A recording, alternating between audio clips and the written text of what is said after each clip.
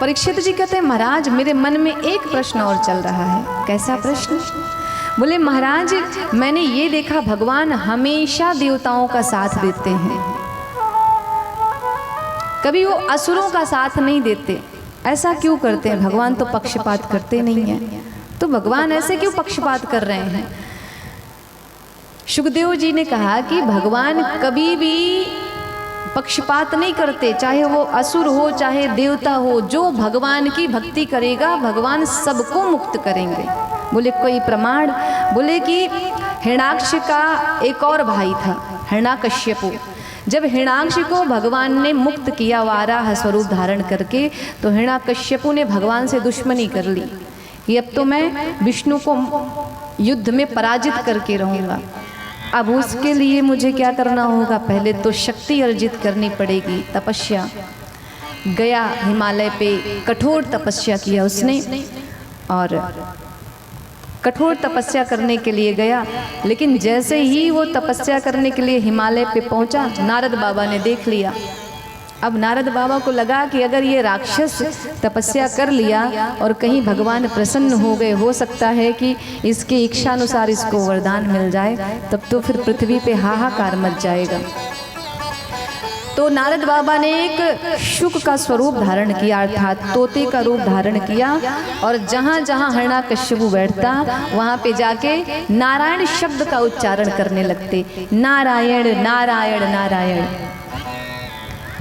उसका मन खराब हो गया, लौट के आया, सोचा कि सही समय नहीं है तप करने का, चलता हूँ घर पे, कल आऊँगा। आया और अपनी पत्नी से कहता है कि आज मेरा मन बड़ा खराब है, मैं आज बहुत दुखी हूँ। पत्नी ने कहा क्या हो गया? हिरण्याकश्यपु कहता है कि मैं क्या बताऊँ, मैं तपस्या करने गया था, लेकिन जैसे ही ध्यान लगाता एक तोता आता और बोलता नारायण नारायण। आप लोग भी उच्चारण करिए मेरे साथ, नारायण नारायण नारायण। पत्नी ने सुना तब तो आज वो आश्चर्यचकित रह गई कि ये पूरा जीवन जिसने भगवान के नाम का उच्चारण नहीं किया, जो भगवान का अपना शत्रु समझता है, आज वो मेरा पति भगवान के नाम का उच्चारण कर रहा है, तो अद्भुत हो गया भाई।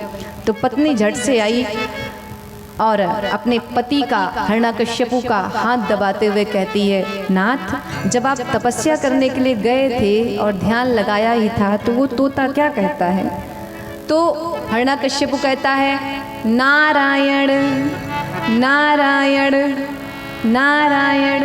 मैया और मगन हो गई, झट से चरण दबाने लगी। प्रभु वो तोता क्या कहता है? जब आप तपस्या करने के लिए गए तो हिरण्याकश्यपु कहता है, अरे देवी छोड़ो ना उसकी बात, वो तो मेरे दुश्मन का नाम ले रहा था, नारायण नारायण। अब तो मैया मगन हो गई, बोली बस मेरा काम हो गया, जो मैं जीवन भर नहीं कर पाई वो एक क्षण में एक तोते ने कर दिखाया। भाग के गई, भोजन बनाई। आज जो जो पसंद था हिरण्याकश्यपु को, उसकी रुचि का भोजन तैयार किया और अब थाल सजा के ले आई। और माता कयाधु, हिरण्याकश्यपु की पत्नी का नाम है कयाधु, कयाधु मैया अपने हाथ से हिरण्याकश्यपु को भोजन करा रही हैं। और भोजन कराते कराते मैया ने कहा, स्वामी आप जब तपस्या करने गए थे तो उस समय वो तोता क्या कह रहा था? बोले उसका नाम मत लो, नहीं तो भोजन का ये जो स्वाद है वो फीका पड़ जाएगा। क्यों? मेरे दुश्मन का नाम ले रहा था। क्या ले रहा था नाथ? नारायण।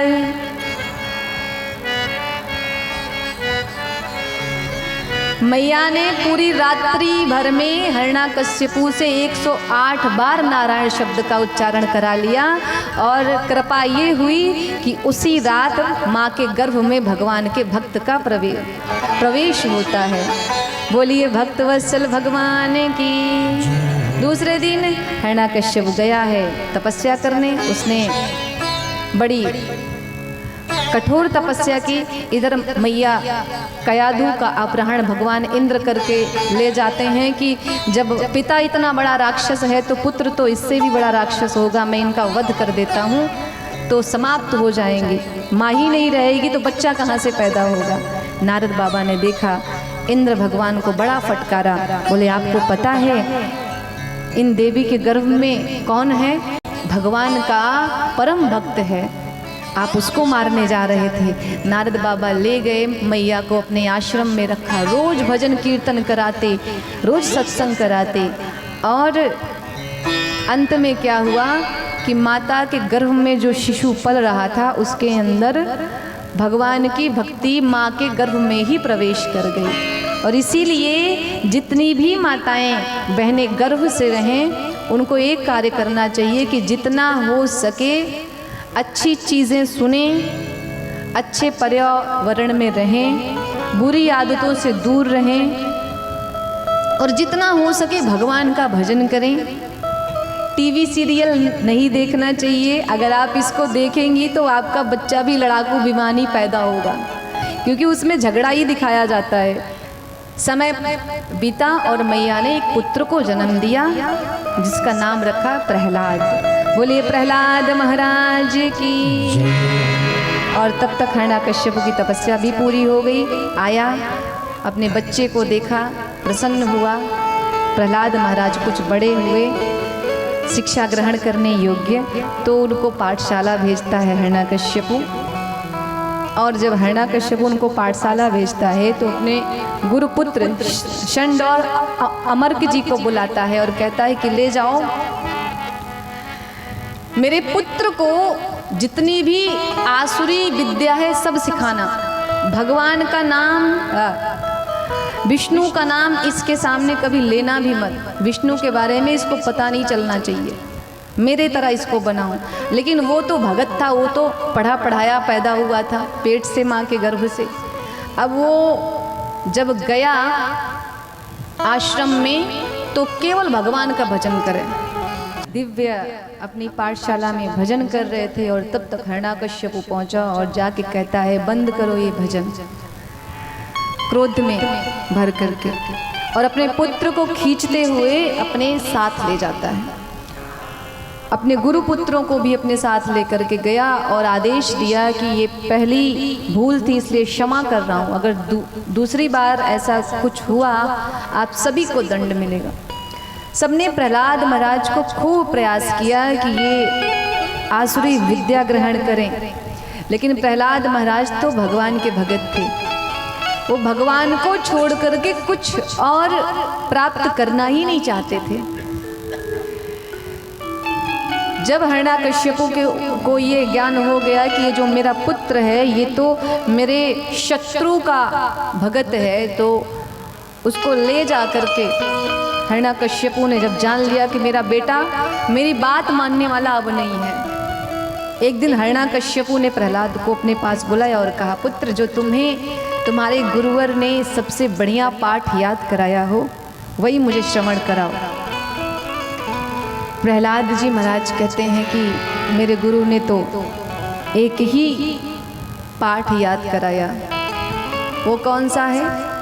तो नवधा भक्ति का भजन सुनाते हैं प्रहलाद जी महाराज। जो ज्ञान भगवान राम ने माता शबरी को दिया था वही नवधा भक्ति का ज्ञान अपने पिता को प्रदान करते हैं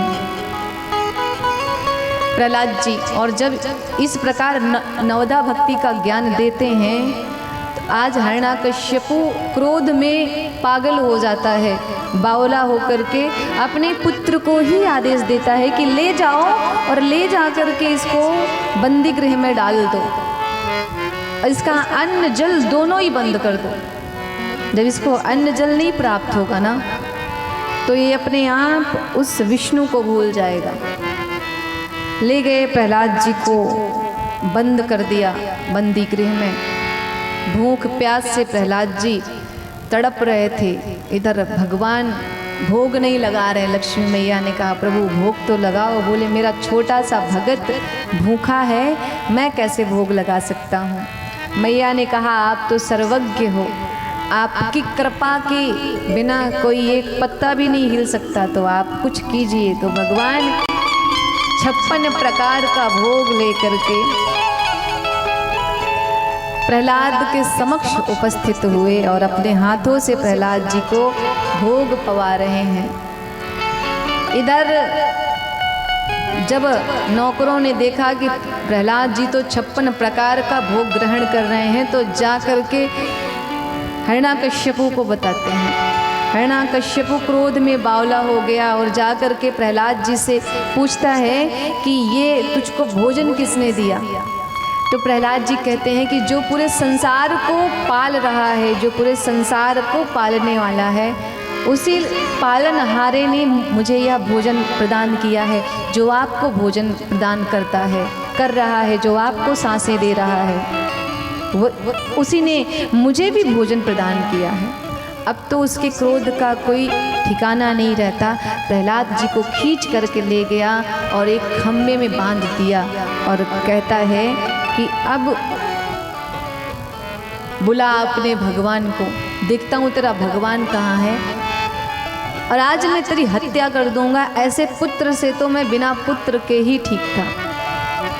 जब इस प्रकार से प्रहलाद के ऊपर दबाव बनाता है और अपनी तलवार को खींच लेता है, तो प्रहलाद महाराज भगवान से प्रार्थना करते हैं, नाथ आज अगर मेरा कुछ अहित हो गया तो इसमें मेरा कुछ नहीं जाएगा, लेकिन आपका सर्वस्व चला जाएगा।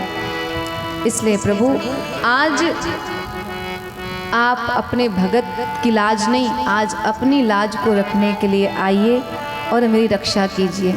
और नेत्र बंद करके भगवान के नाम का उच्चारण करने लगते हैं। क्यों? क्योंकि उनको ईश्वर पे पूरा विश्वास था कि कोई आए ना आए, मेरे ठाकुर जरूर आएंगे।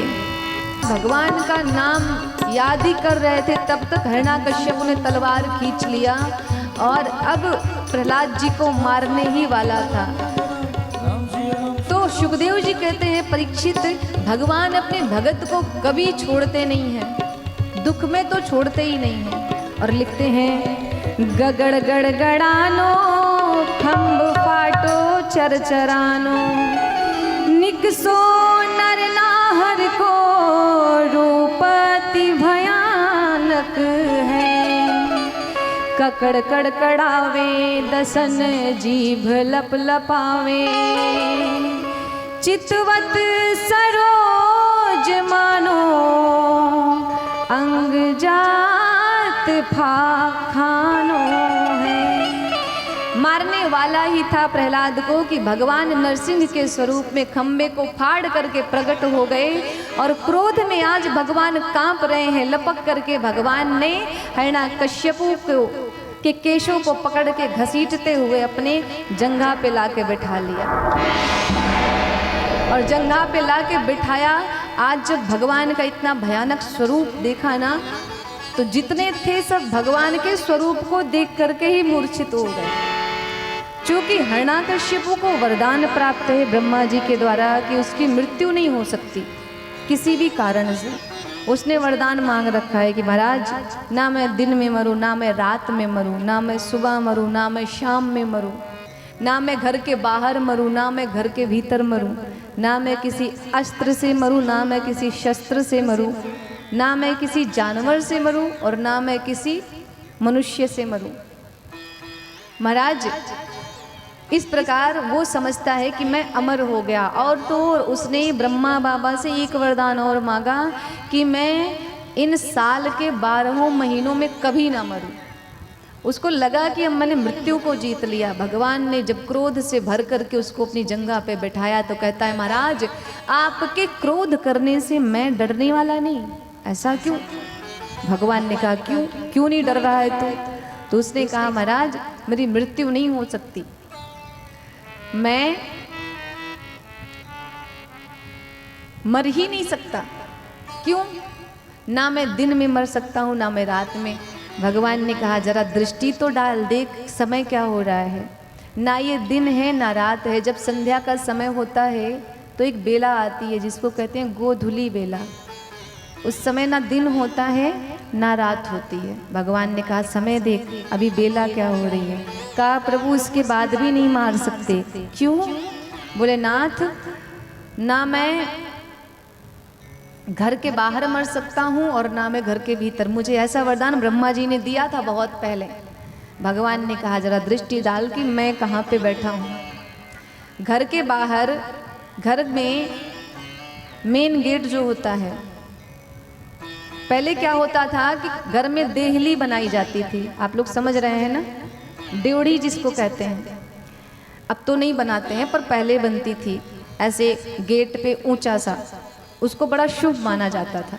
तो भगवान ने कहा कि जरा तू दृष्टि तो डाल कि मैं बैठा कहाँ हूँ तुझको लेकर के, ना मैं तेरे घर के बाहर हूँ और ना मैं तेरे घर के भीतर, मैं तेरी देहली पे तुझको लेकर के बैठा हूँ और तेरा यहीं पे वध करूँगा। कहता है महाराज, ना मैं मनुष्य से मर सकता हूँ ना मैं पशु से मर सकता हूँ। भगवान ने कहा मेरे स्वरूप का दर्शन कर, क्या मैं तुझको मनुष्य दिखाई पड़ रहा हूँ? नहीं। और क्या मैं तुझको जानवर लगता हूँ? पशु दिखाई पड़ रहा हूँ? क्या दर्शन हो रहा है? क्योंकि भगवान ने नरसिंह का स्वरूप धारण किया था, आधे वो नर थे और आधे सिंह का स्वरूप। अब कहता है प्रभु, मैं साल के 12 महीने में कभी मेरी मृत्यु नहीं हो सकती। भगवान ने कहा इसीलिए मैंने तेरे लिए विशेष करके 1 माह की रचना करी जिसका नाम है अधिक मास, जिसको अब मलमास के रूप में भी जानते हैं। तो भगवान ने कहा ये महीना स्पेशल मैंने तेरे लिए बनाया, तुझको मारने के लिए। अब आगे बता। कहता है कि नाथ, ना मैं अस्त्र से मर सकता हूँ ना शस्त्र से। भगवान ने कहा कि मेरे हाथों में कोई अस्त्र शस्त्र है क्या? देखा, अब तो भयभीत थर थर कांपने लगा। भगवान को परम क्रोध हुआ और भगवान ने क्रोध में भर करके हिरण्यकश्यपु के पेट को अपने दोनों हाथों के नाखूनों से फाड़ दिया और फाड़ करके भगवान ने उसको मुक्त किया। और सारे देवी देवता थर थर कांप रहे थे इस दृश्य को देख करके। भगवान का क्रोध समाप्त नहीं होता है। अंत में सब देवता जब आते हैं भगवान की वंदना करने के लिए, भगवान और परम क्रोध करते हैं। लक्ष्मी जी को बुलाया गया कि शायद भगवान उनका स्वरूप देख करके क्रोध त्याग दें। माता लक्ष्मी को भी बड़ा अहंकार था कि मेरा स्वरूप इतना मनमोहना है कि भगवान मुझे देख करके मोहित हो जाएंगे, क्रोध त्याग देंगे। जैसे आरती की थाली लेकर के आती हैं, भगवान ने वो हुंकार भरी कि लक्ष्मी मैया थाली को फेंक करके भागी और कहती हैं कि ये मेरे पति नहीं हो सकते। क्यों? मेरे पति तो बड़े कोमल हैं, वो कभी क्रोध करना तो जानते ही नहीं हैं, ये इतने कठोर हैं, ये मेरे पति ही नहीं हैं। अंत में सारे देवताओं ने प्रहलाद जी से कहा कि हे प्रहलाद जी, आपके कारण ही भगवान ने यह स्वरूप धारण किया है, इसलिए अब आप जाइए भगवान की वंदना कीजिए। प्रहलाद जी जाते हैं। भगवान इतना प्रेम करते हैं अपने भक्तों से कि आज प्रहलाद जी को भगवान ने उठा करके अपनी गोद में बिठाया और जीभ निकाल करके प्रहलाद जी को भगवान चाटने लगे, इतना प्रेम करते हैं। और अंत में भगवान कहते हैं प्रहलाद अब बताओ तुम्हें क्या चाहिए? प्रहलाद जी कहते हैं नाथ, मुझे कुछ भी नहीं चाहिए, मेरी एक इच्छा है। क्या? मेरे पिता का जो वध हुआ है ना, मैं चाहता हूँ कि मेरे पिता को स्वर्ग प्राप्त हो, मेरे पिता मुक्त हो जाएं। भगवान कहते हैं जो मेरा नाम लेता है वो मुक्त हो जाता है, तेरे पिता का तो कल्याण मेरे हाथों हुआ है, मैंने तो उसको स्पर्श किया है, तेरा पिता तो मुक्त हो चुका है, तू अपने लिए बता क्या चाहिए? प्रहलाद जी कहते हैं मुझे कुछ नहीं चाहिए, मुझे पूरे जीवन आपकी भक्ति चाहिए और ये भक्ति स्थिर ना हो, दिन प्रतिदिन ये बढ़ती जाए बढ़ती जाए। भगवान ने बड़ा प्रेम किया है और प्रेम करने के बाद प्रहलाद जी को आशीर्वाद दिया, भगवान का क्रोध शांत हुआ है। अंत में सारे देवी देवता प्रसन्न हुए। आरती की थाल आती है, सारे देवी देवता और प्रहलाद जी महाराज मिल करके भगवान की दिव्य आरती करते हैं।